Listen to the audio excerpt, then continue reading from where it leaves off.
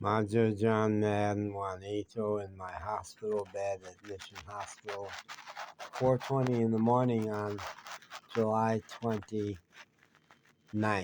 The Tuesday is the day I'm going to be discharged from here and begin the rest of my life. It's a very appropriate time to do this video. And I mean it. This is a very real, and I'm still slurring my words still from the urinary tract infection.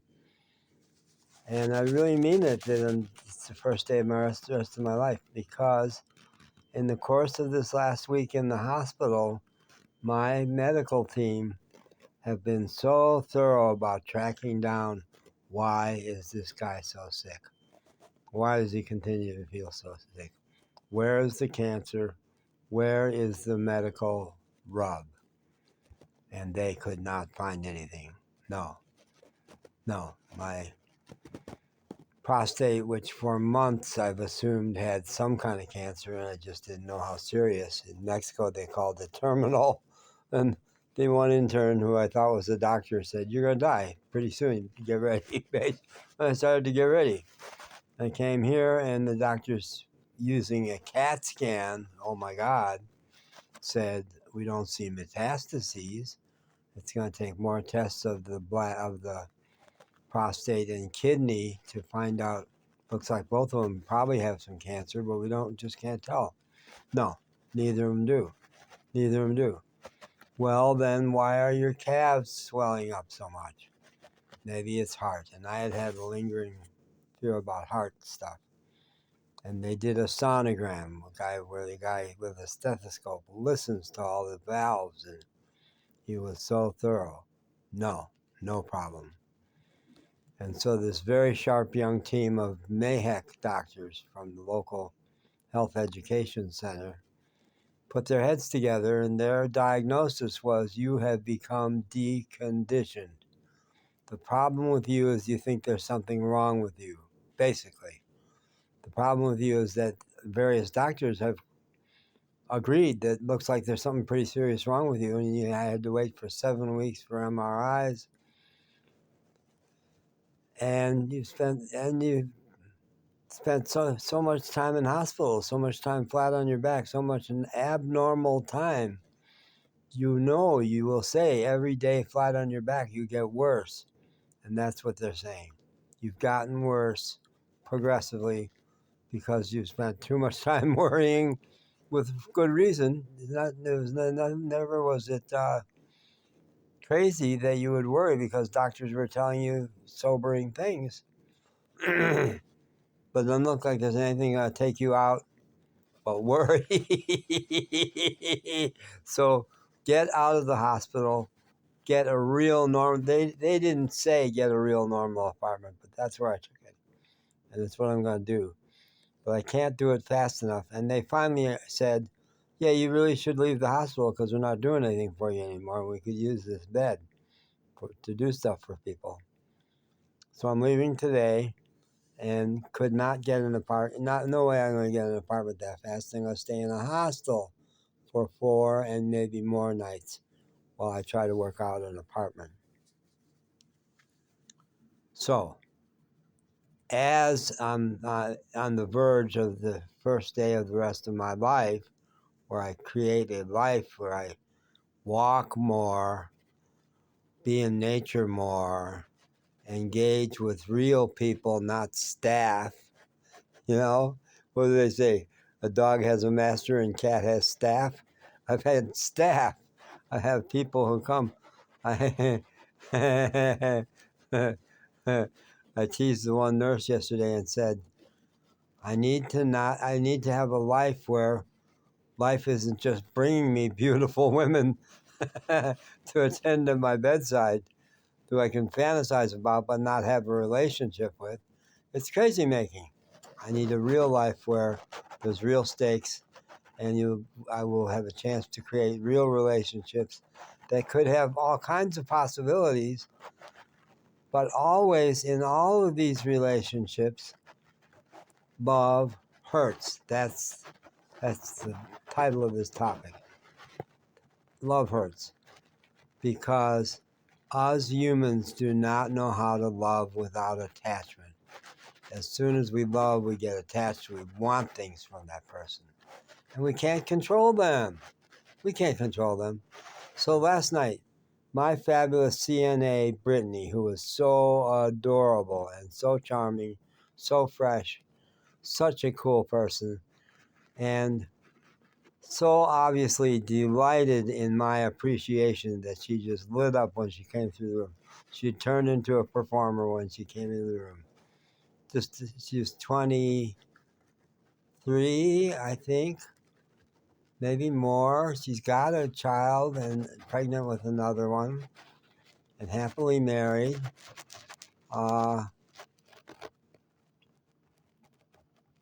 Not gorgeous, but cute as a button. I said to her yesterday, were you like wildly popular in high school? Because you're so precious. You're so irresistible. And she said, yeah, I was. Among the theater people and my kind of people, they liked me a lot. I had great friends. And later on, when I was analyzing the process of saying goodbye to her, because they changed shifts at 7, the day shifts. Around 6:15, I said to her, are you working tomorrow? No, I'm not. Well, you have to. You have to work tomorrow. No, you have to come to work. Oh, well, if you don't sign in for work, just come and spend the day with me.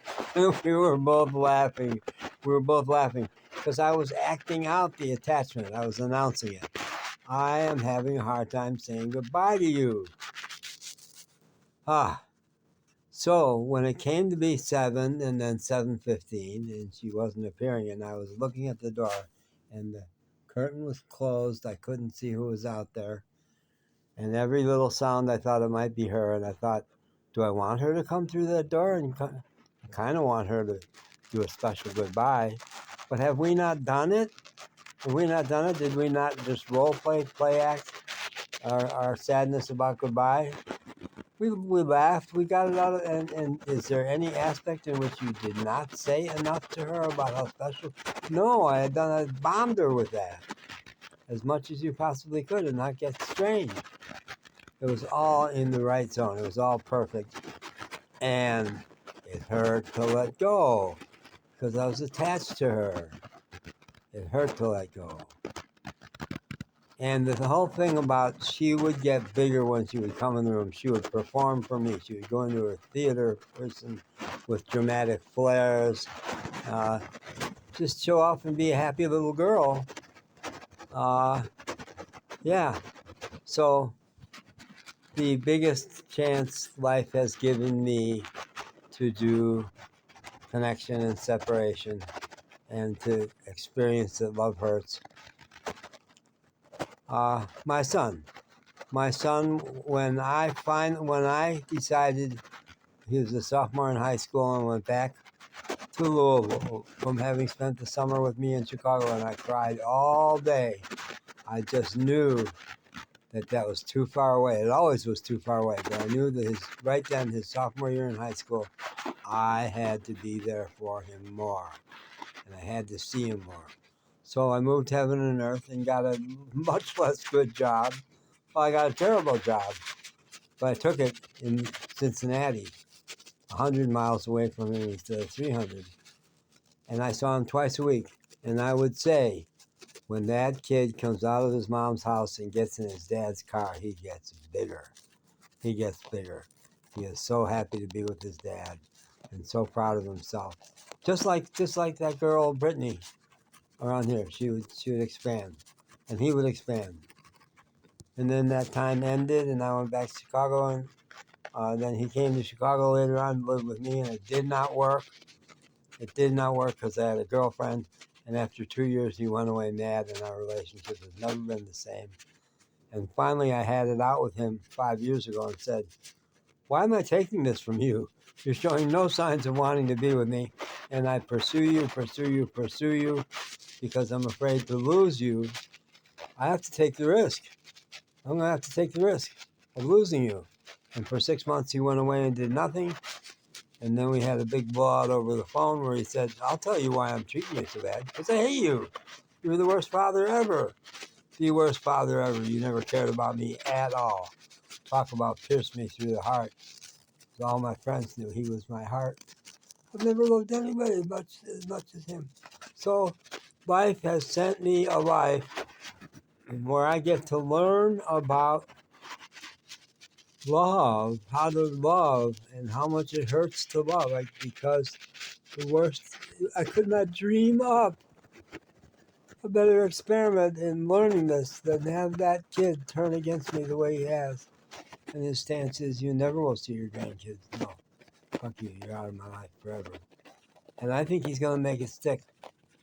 Because when it looked like I was dying here, and his uncle called him and said, your dad is dying.